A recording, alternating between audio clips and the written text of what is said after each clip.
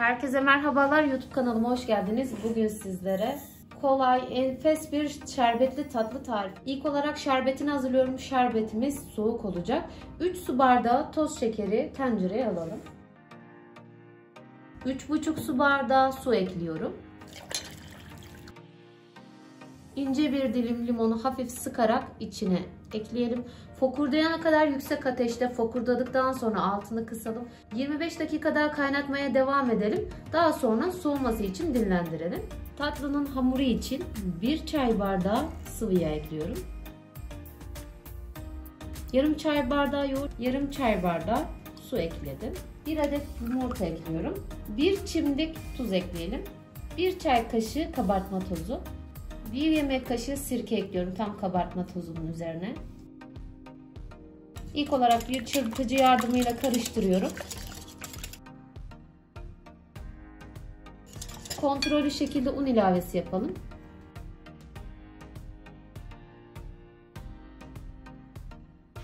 Un ilavesi yaparak yoğuruyorum.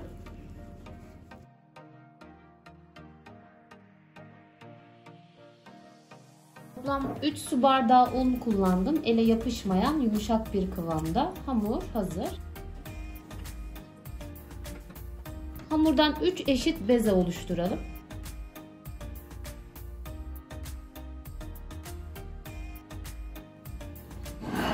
Tabağa alıyorum. 10-15 dakika dinlendirelim. Evet, ilk bezeden başlıyorum.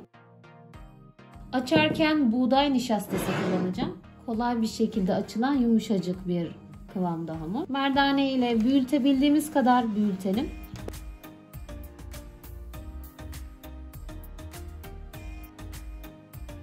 Merdane ile hamuru büyüttüm.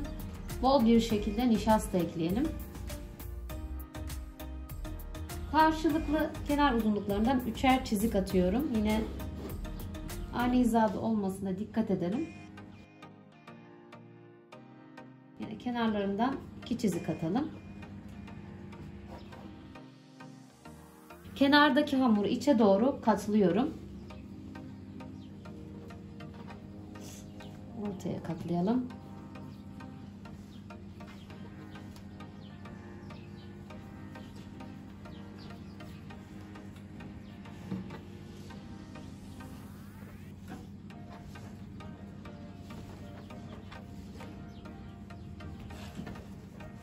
Aynı şekilde diğer bezeleri aynı işlemi yapalım.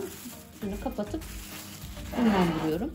İlk hazırladığım bezeden başlayarak dikkatli bir şekilde açıyorum. Hafif bu aşamada nişasta ekleyebilirsiniz.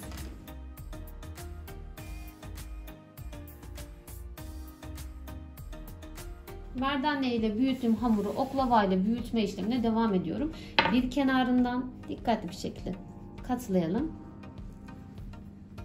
Sarıyorum. Parmak uçlarımızla hafif hafif bastırarak açalım. Ceviz içini bol bir şekilde üzerine yayıyorum.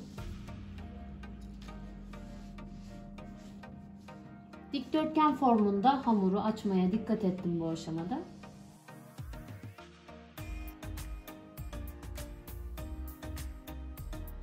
Olabildiğince sıkı hamuru sarıyorum.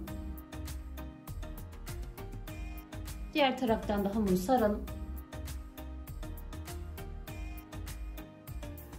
Tam ortadan hamuru ikiye kesiyorum.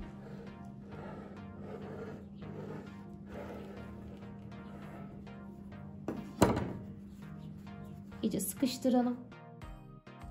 2'şer santim kalınlığında hamurlarımızı keselim.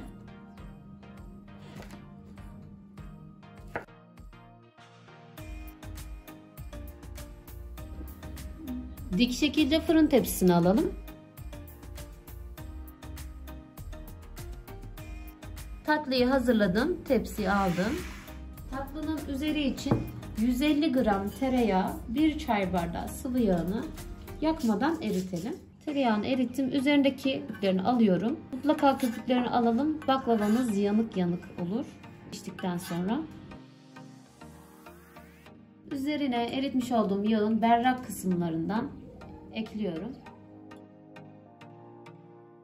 Önceden ısıtılmış 160 derecede üzeri nar gibi kızarana kadar pişirelim. Ağır ağır 1 saat 10 dakikada güzel bir şekilde pişti. Şöyle altını üstünü mutlaka kontrol edelim. Nar gibi kızardı. İlk ısısının çıkıp ılıması için 15-20 dakika dinlendirelim. Şöyle 20 dakika ılıyan tatlının üzerine tamamen soğuk durumdaki kıvamlı şerbeti ekleyelim. Şerbetini çekmesi için dinlendirelim.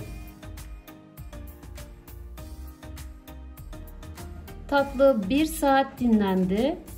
Şu an çok fazla vaktim olmadığı için 1 saat dinlendirdim. Sizin vaktiniz varsa en az 3 saat dinlendirelim. Şu an enfes görünüyor. Servise hazır. Videomu buraya kadar izlediyseniz beğenip yorum yapmayı, kanalıma abone olmayı unutmayın lütfen. Yepyeni ve lezzetli tariflerde görüşmek dileğiyle. Hoşça kalın.